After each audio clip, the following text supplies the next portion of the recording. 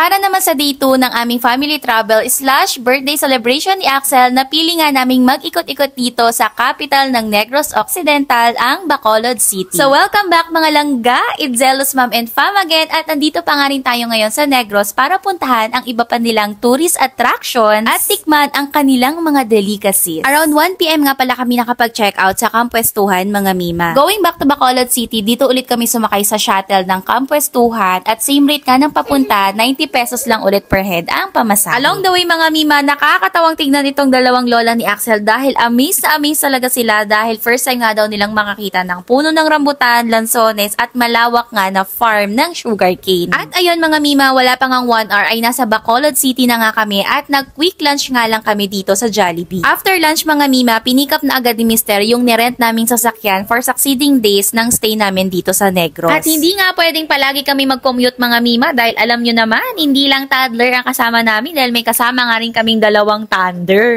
First stop namin mga mima dahil kakatapos lang namin mag-lunch, magde-dessert kami ng freshly cooked hot piyaya dahil first time nga namin lahat makatikim ng hot piyaya. In fairness, mas masarap talaga ang piyaya kapag bagong luto dahil melted yung palaman niya sa loob. Eto nga at may bata pang napaso dahil gusto nga agad isubo itong piyaya na hawak ni lola niya.